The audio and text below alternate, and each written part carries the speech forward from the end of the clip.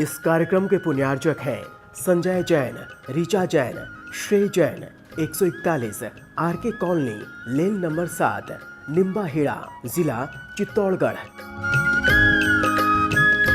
Shri Parshvanath re rolling mills limited, Durgapur 1, Bardhaman, West Bengal. Amita Jain, पत्नी अनिल कुमार जैन, संगीता जैन, पत्नी विपिन कुमार जैन। मानक चंद, कमला देवी, राकेश, नीतू, ऋषभ और आयुषी मुशरफ, B123, सेठी कॉलोनी, जयपुर। जैन परिवार, शक्तिनगर, नई दिल्ली। श्रीमती शांति देवी पाटने, पत्नी श्री स्वर्गीय निर्मल कुमार जी पाटने, सुपुत्र सुरेश कुमार पाटने, विजय कुमार पाटने, अमित कुमार पाटने, इम्फाल, मणिपुर। कुसुम जैन, पत्नी श्री ऋषभ चंद जैन, नीलू जैन, पत्नी राजेश जैन एवं प्राची जैन, DLF कॉलोनी, रोहतक, हरियाणा। सरिता जैन, पत्नी प्रदीप कुमार जैन, पुत्र संचित जैन, गांधीधाम, कच्छ, गुजरात। 2 स्वाध्याय मंडल, भगवान 1008 मुनि सुब्रतनाथ मंदिर, बारामती, महाराष्ट्र। स्वर्गीय आभा जैन की द्वितीय पुण्यतिथि के उपलक्ष्य में शारदा जैन, राजीव जैन, संजय जैन, डॉक्टर महेंद्र जैन, मंजुला, अर्चना, सार्थक, रोहन, ऋत्विक, सौम्या, शुभ्रा, आर्यन, 46 भारती कॉलोनी।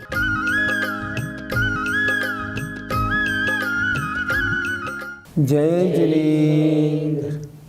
नमः श्री वर्धमानाय निर्धूत कलिलात्मने सालोकानां त्रिलोकानां यद्विद्या दर्पणायते। पंच परमेष्ठी भगवान की जय। सम्यक दृष्टि जीव इस तरह 8 अंग धारण करने वाला, 8 मत से रहित, 3 मूर्ता रहित, 6 अनायतन रहित होता है। 8 अंगों से उल्टे जो 8 दोष होते हैं वो भी उसमें नहीं होते। उसका चिंतन क्या रहता है, इस श्लोक में बहुत सुंदर बताया है। यदि पाप निरोधोन्य संपदा किं प्रयोजनम् अथ पापाश्रवोस्तन्य संपदा किं प्रयोजनम्।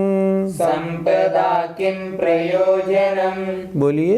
यदि पाप निरोधोन्य संपदा किं प्रयोजनम् अथ पापाश्रवोस्तन्य संपदा किं प्रयोजनम्।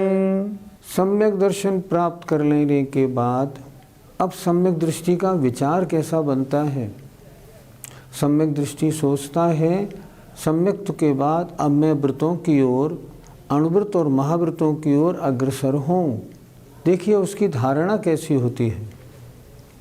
यदि पाप निरोधो, यदि पाप रुक गया है, यदि पाप निरोध, यदि पाप रुक गया है तो अन्य संपदा, अन्य संपत्ति से किम प्रयोजनम, मुझे क्या प्रयोजन है।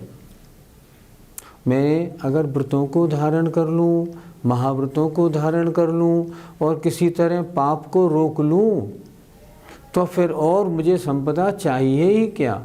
मेरी असली संपत्ति तो संबर और निर्जरा है। पाप के निरोध से संबर निर्जरा तो होते ही होते हैं।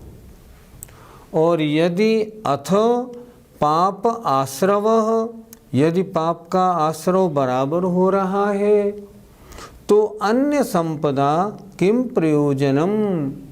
यत अथ, अथवा यदि पाप का आश्रव अस्ति, पाप का आश्रव है तो अन्य संपदा किम प्रयोजनम, तो फिर अन्य और संपत्ति से मुझे क्या प्रयोजन है। अन्य कोई भी संपत्ति होगी सब नष्ट हो जाएगी। क्यों? क्योंकि पाप निरंतर आ रहा है। मुझे करना क्या है? पाप के आश्रव को रोकना है और पाप के निरोध को करना है। मेरी असली संपत्ति पाप का निरोध है, जिससे आश्रव बंद रुके और संबर निर्जरा हो। सम्यक दृष्टि ऐसा सोचता है। देखें जरा, यदि पाप निरोध, यदि मैं 5 पापों का त्याग कर दूं, पाप का निरोध कर दूं, संबर निर्जरा में प्रवेश कर लूं, तो अन्य संपदा से मुझे क्या तात्पर्य? कुछ तात्पर्य नहीं, मेरे मतलब की है ही नहीं। मेरे आत्मा का कल्याण तो संबर निर्जरा में है, आश्रव बंध में नहीं। और अथवा यदि पापाश्रव अस्ति, पाप का आश्रव है, पापों को नहीं छोड़ता हूँ, पापों में लगा रहता हूँ, पाप होते रहते हैं, त्याग नहीं बनता है, तो अन्य संपत्ति से कोई प्रयोजन नहीं है। क्यों? अन्य संपत्ति इकट्ठी भी करूँगा, पाप का आश्रव होगा, नष्ट हो जाएगी। क्यों? पाप के आश्रव का उदय तो आएगा, और उदय आया तो नष्ट हुई। इसलिए पाप निरोध उपादेय है। पापों का निरोध नहीं करना, पाप का आश्रव होना, ये किसी भी तरह से ठीक नहीं।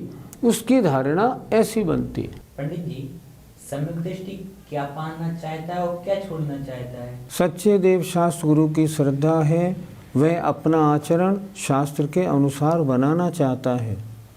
सम्यक दृष्टि जीव सम्यक्त होने के उपरांत सच्चे देव शास्त्र गुरु 7 तत्व 9 पदार्थ की श्रद्धा होने के बाद निर्णय किए हुए है, आश्रव और बंध हेय हैं, इनसे कैसे बचूं, संबर निर्जरा मुझे कैसे प्राप्त हो, तभी तो मेरी आत्मा के कल्याण रूप मोक्ष प्राप्त होगा। तो उसकी धारणा ऐसी रहती है कि जल्दी से जल्दी पापों से दूर होऊं और पाप के उल्टे अणुव्रत और महाव्रतों को स्वीकार करूं। अगर मुझे रत्नत्रय की संपत्ति मिल जाती है तो मेरी आत्मा की असली संपत्ति तो वही है जो जन्म जन्म मेरे साथ रहने वाली है। ये बाह्य संपत्ति ये तो यहीं छूट जाएगी जो भी कुछ है। और अगर मैंने वो धारण नहीं की, प्राप्त नहीं की, और 5 पापों में मान लो लगा रहता हूँ थोड़ा बहुत, तो उससे तो आश्रय बंद होगा, मेरा नुकसान ही नुकसान है। इसलिए रत्नत्रय प्राप्त करना और पापाश्रव से बचना, ये उसका प्रयत्न हमेशा रहता है। पंडित जी, सम्यक दर्शन के 8 अंग तो हमें जान लिए, अब सम्यक दर्शन के कुल दोष कितने होते हैं ये बता दीजिए। आचार्यों ने सम्यक दर्शन के 25 दोष बताए हैं, 8 अंग बताए हैं।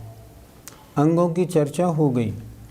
25 दोषों में 8 अंग से उल्टे रहना, निशंकित के उल्टे शंका रूप, निकांक्षित के उल्टे कांक्षा रूप, सांसारिक विषयों की इच्छा करना, निर्विचिकित्सा से उल्टे विचिकित्सा रूप, मुनियों के शरीर को देख के घृणा करना, अमूढ़ दृष्टि से उल्टे मूढ़ दृष्टि, तत्व और खोटे तत्व को नहीं पहचानना, उपगूहन से उल्टा अनुपगूहन, किसी की कोई कमी देखना उसको प्रकाशित करना, स्थितिकरण से उल्टा अस्थितिकरण, कोई धर्म से डिग रहा हो उसके बारे में नहीं सोचना, डिगता है तो डिगने दो। वात्सल्य से उल्टा अवात्सल्य, साधर्मियों के साथ स्नेह भाव नहीं रखना और धर्म की प्रभावना नहीं करना। इस प्रकार 8 दोष तो 8 अंगों से उल्टे होते हैं। इसके अलावा 8 होते हैं मद, उनकी चर्चा हमने कर ली। 16 3 होती हैं मूढ़ता, लोक मूढ़ता, देव मूढ़ता, गुरु मूढ़ता, उनकी चर्चा भी हो गई। ये कुल मिला के हो गए 19। अब 6 और बचते हैं, वो होते हैं 6 अनायतन, खोटे देव, खोटे शास्त्र, खोटे गुरु और इन तीनों के मानने वाले। इस तरह ये 6 जो हैं ये अनायतन हैं। अनायतन माने धर्म के स्थान नहीं हैं। खोटे देव शास्त्र गुरु इनकी संगति करोगे तो ये अधर्म में ले जाएंगे, और अगर इनके मानने वालों की संगति करोगे तो वो भी अधर्म में ले जाएंगे। इसलिए सम्यक दृष्टि खोटे देव शास्त्र गुरु और उनके मानने वालों की मन से, वचन से, काय से प्रशंसा नहीं करता, उनसे बिल्कुल दूर रहता है। अगर इनको नहीं हटाता है तो ये 6 दोष और लगते हैं। कुल मिलाकर सम्यक दर्शन के 25 दोष होते हैं। पंडित जी, सम्यक दृष्टि में और कौन कौन से गुण होने चाहिए? शास्त्रों में सम्यक दृष्टि के 4 गुणों का अच्छी प्रकार वर्णन मिलता है, वो भी समझने योग्य है। पहला गुण है प्रशम, अर्थात जो सम्यक दृष्टि होते हैं उनके कषायों की बड़ी मंदता होती है। कषाय का अभाव तो नहीं है, लेकिन कषाय की तीव्रता नहीं रहती। अनंतानुबंधी तो उनके होती नहीं, और बाकी अप्रत्याख्यानावरण, प्रत्याख्यानावरण संजलन होते हैं, उनका भी बड़ा मंद उदय होता है। इसलिए सम्यक दृष्टि के कषायों की मंदता रूप प्रशम नाम का गुण होता है। दूसरा गुण उनमें होता है संवेग, अर्थात संसार से भय रहता है। उनकी संसार में रुचि नहीं रहती, संसार से छूटने का हमेशा विचार रहता है, और पाप से डर और पुण्य की प्राप्ति में लगाओ। पाप बुरा है और मैं अपना परिणमन सुबह से शाम तक धर्म रूप, आराधना रूप, पाप रूप रखूं। पाप से दूर रहना और पुण्य रूप कार्यों में लगे रहना, ये सम्यक दृष्टि का संवेग नाम का गुण है। तीसरा होता है अनुकंपा। सम्यक दृष्टि जीव मात्र पर दया रखने वाला होता है, किसी की विराधना करने का उसका मन नहीं बनता। जीव मात्र पर दया रखने वाला होता है, और आस्तिक्य सच्चे देव शास्त्र गुरु का परम भक्त होता है। 7 तत्व 9 पदार्थों को अच्छी प्रकार समझता है। इस प्रकार सम्यक दृष्टि 4 गुण वाला होता है। ये हर सम्यक तुम्हें जो सम्यक दृष्टि होगा 4 गुण अवश्य पाए जाएंगे। पंडित जी, आत्मा को सम्यक की प्राप्ति कैसे होती है? सम्यक दर्शन की प्राप्ति आत्मा में कब होती है? आत्मा में कब होती है? जब सम्यक्त की विरोधी प्रकृतियां दूर हो जाएं आत्मा से। अर्थात, और सरल भाषा में समझते हैं, आत्मा में सम्यक्त को प्रकट करने में विरोध करने वाली 7 प्रकृतियां हैं। अनंतानुबंधी, क्रोध, मान, माया, लोभ, और दर्शन मोहनी की 3, मिथ्यात, सम्यक मिथ्यात और सम्यक प्रकृति। आत्मा में ऐसी परिणामों की विशुद्धि हो जो विशुद्धि के कारण अनंतानुबंधी का उदय रुक जाए, और 3 ये जो दर्शन मोहनी की प्रकृतियां हैं इनका उपशम क्षय उपशम हो जाए। अगर ऐसा हो जाए तो आत्मा को सम्यक्त की प्राप्ति होती है। ये 7 प्रकृतियां आत्मा को 7 तत्व 9 पदार्थ उन पर श्रद्धा नहीं होने देती, निज और पर का भेद विज्ञान नहीं होने देती। इसलिए ये सम्यक्त की घातक 7 प्रकृतियां हैं। इनके उपशम क्षय उपशम से आत्मा में सम्यक्त की प्राप्ति होती है। इस सम्यक दर्शन की क्या महिमा है, इसकी क्या अद्भुत अचिंत्य महिमा है, इसके बारे में आचार्य अगला श्लोक लिखते हैं। सम्यक दर्शन संपन्न, सम्यक दर्शन संपन्न, मपि मातंग देहजम, मपि मातंग देहजम, देवादेवं विदुर्भस्म, देवादेवं विदुर्भस्म, गूढ़ांगारांतरौजसम। गूढ़ांगारांतरौजसम। बोलिए, सम्यक दर्शन संपन्न, मपि मातंग देहजम, देवादेवं विदुर्भस्म, गूढ़ांगारांतरौजसम। सम्यक दर्शन संपन्नम, कोई जीव सम्यक दर्शन से संपन्न हो, 8 गुणों से सहित है, 25 दोषों से रहित है, इसका वर्णन हो चुका।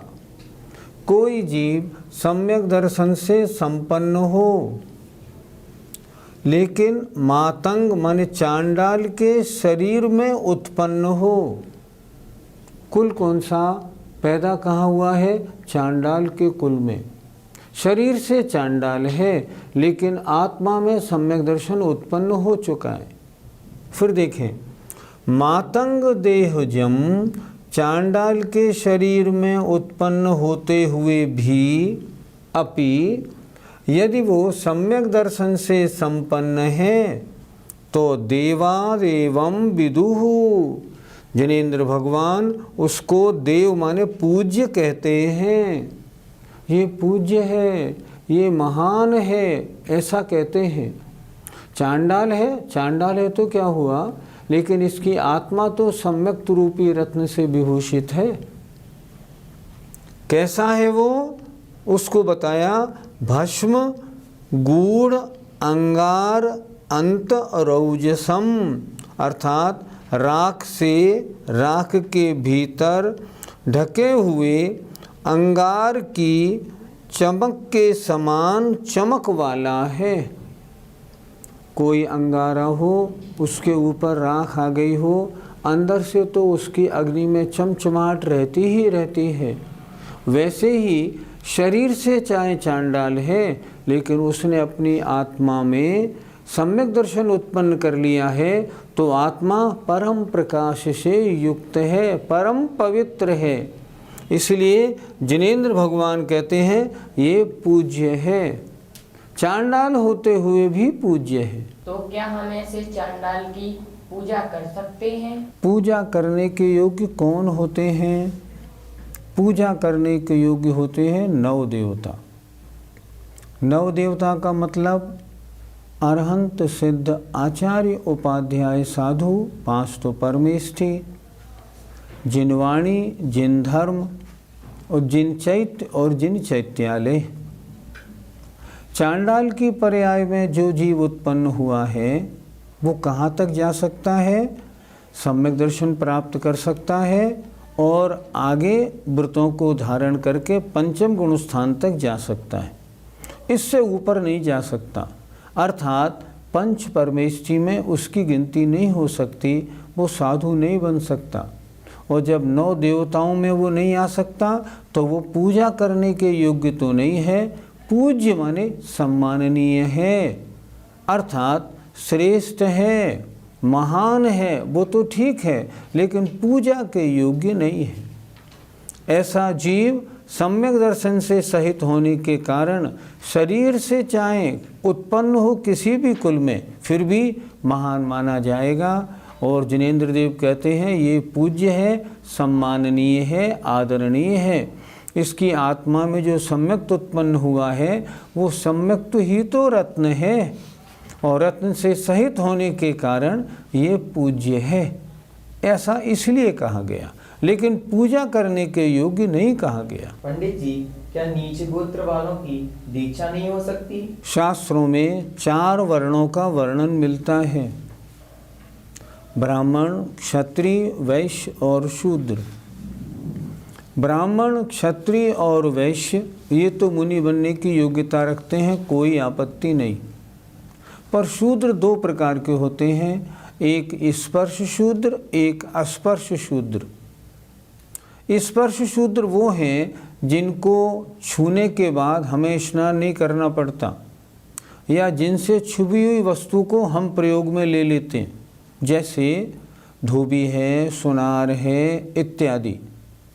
धोबी कपड़े धो के लाया, हमने उनके कपड़ों को पानी से बिना धोए अपने प्रयोग में ले लिया, क्यों? वो स्पर्श शूद्र है। कोई होते हैं अस्पर्श शूद्र, जैसे जो चांडाल होते हैं, जो इस स्मशान में सारा शव की व्यवस्था वाला कार्य करते हैं।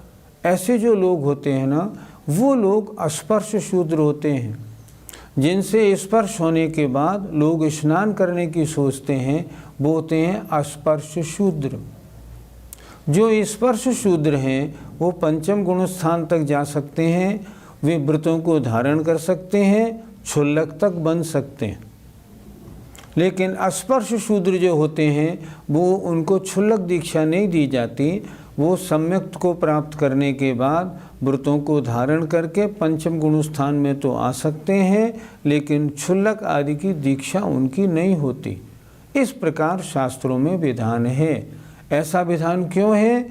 जिस गोत्र कर्म के कारण इनको इस पर्याय में उत्पत्ति मिली है, उन गोत्र के साथ में इससे ऊपर दीक्षा का और विधान नहीं पाया जाता।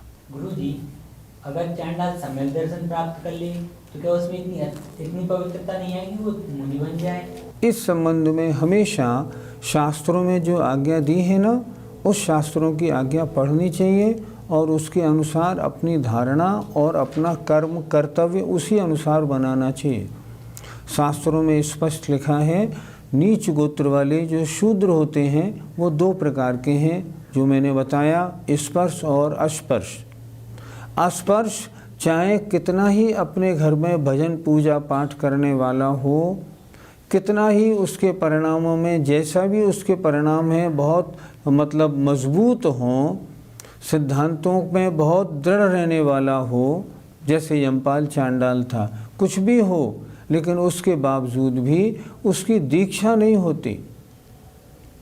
उसको व्रत ले सकता है, नियम ले सकता है, व्रतों को धारण करेगा, लेकिन उसकी दीक्षा नहीं होगी। ये शास्त्रीय नियम है, ये गोत्र के अनुसार नियम है, इनका इसी तरह पालन होता है। आप बोलेंगे फिर उसकी पूज्यता कैसे हो जाएगी? अब आप देखो ना, शास्त्रों में यमपाल चांडाल की चर्चा मिलती है। यमपाल चांडाल ने एक व्रत धारण किया था और उस व्रत पे वो बिल्कुल अटल रहा। मरने की नौबत आ गई, राजा ने उसको बंधवा के और तालाब में भी फिकवा दिया कि इसको फौरन डाल दो, डाल दिया, लेकिन उसने अपना नियम नहीं तोड़ा। नतीजा क्या हुआ? देव आए और देवों ने उनको सिंहासन पर बिठाकर और उसका सम्मान किया। सम्मान किस बात का? ये सम्यक दर्शन से सहित है और इसने जो व्रत लिया है उन व्रतों को इसने भंग नहीं किया। अपने जान जाने की परवाह नहीं की, प्राण चले जाने की नौबत आने पर भी इसने व्रतों को नहीं तोड़ा, इसलिए उसका सम्मान किया गया। सम्मान किसका है? प्रतिज्ञा को दृढ़ता से पालने का और सम्यक दृष्टि होने का। इसलिए अस्पर्श शूद्र कहाँ तक जा सकता है? पंचम गुण स्थान तक जाता है, उससे आगे नहीं, पर उसकी दीक्षा नहीं होती। यह शास्त्र का अकाट्य नियम है। आज 2 श्लोक हुए। पहले श्लोक में हमने पढ़ा कि सम्यक दृष्टि चाहता है कि पाप रुक जाएं। क्यों? असली संपत्ति वही है। अगर पापों का आश्रव होता रहेगा तो मुझे संपत्ति से कोई लाभ नहीं। लौकिक संपत्ति तो पाप के आश्रम में अपने आप समाप्त होने वाली है और पाप का मैंने निरोध कर दिया। रत्नत्रय की संपत्ति मेरी आत्मा में आ गई, जन्म जन्म तक मेरे साथ रहेगी। दूसरी बात, दूसरे श्लोक में ये बताया गया, सम्यक दर्शन से संपन्न हो, चाहे वो चांडाल के कुल में उत्पन्न हो, फिर भी भगवान जिनेंद्र देव ने उसको पूज्य कहा है। वह सम्मान के योग्य है। सम्मान के योग्य क्यों है? क्योंकि उसकी आत्मा में सम्यक दर्शन की उत्पत्ति हो गई है। ये सम्यक दर्शन की महिमा है। सम्यक दर्शन हो जाने के बाद चांडाल भी पूज्य बन जाया करते हैं। इसलिए इस जीवन में हमें एक ही कार्य करना है, चाहे कुछ भी हो, सम्यक दर्शन प्राप्त ज़रूर करना है। सम्यक दर्शन प्राप्त करने के लिए कोई मेहनत नहीं करनी, उपवास नहीं, हमें शारीरिक कष्ट नहीं, पैसा खर्च भी नहीं करना। केवल हमें अपने दिमाग को सच्चे देव शास्त्र गुरु की श्रद्धा और भेद विज्ञान की ओर लगा के जो स्पष्ट रूप से सम्यक दर्शन प्राप्त करने के कारण है, उनमें लगना है, उनको प्राप्त करना है। ये हमारे इस जीवन का लक्ष्य है, ध्येय है। अगर हमने ऐसा किया तो हमारी पर्याय की सफलता होगी। जय जिनेंद्र। इस कार्यक्रम के पुण्यार्जक हैं Sanjay Jain, Richa Jain, Shrey Jain, 141 R K colony, lane number 7, Nimbahera, जिला Chittorgarh. Shri Parshvanath re rolling mills limited, Durgapur 1, Bardhaman, West Bengal. Amita Jain पत्नी अनिल कुमार जैन, संगीता जैन पत्नी विपिन कुमार जैन। मानक चंद, कमला देवी, राकेश, नीतू, ऋषभ और आयुषी मुशरफ, B123 सेठी कॉलोनी, जयपुर। जैन परिवार, शक्तिनगर, नई दिल्ली। श्रीमती शांति देवी पाटनी, पत्नी श्री स्वर्गीय निर्मल कुमार जी पाटनी, सुपुत्र सुरेश कुमार पाटनी, विजय कुमार पाटनी, अमित कुमार पाटनी, इम्फाल, मणिपुर। कुसुम जैन, पत्नी श्री ऋषभ चंद जैन, नीलू जैन, पत्नी राजेश जैन एवं प्राची जैन, DLF कॉलोनी, रोहतक, हरियाणा। सरिता जैन, पत्नी प्रदीप कुमार जैन, पुत्र संचित जैन, गांधीधाम, कच्छ, गुजरात। 2 स्वाध्याय मंडल, भगवान 1008 मुनि सुब्रतनाथ मंदिर, बारामती, महाराष्ट्र। स्वर्गीय आभा जैन की द्वितीय पुण्यतिथि के उपलक्ष्य में शारदा जैन, राजीव जैन, संजय जैन, डॉक्टर महेंद्र जैन, मंजुला, अर्चना, सार्थक, रोहन, ऋत्विक, सौम्या, शुभ्रा, आर्यन, 46 भारती कॉलोनी,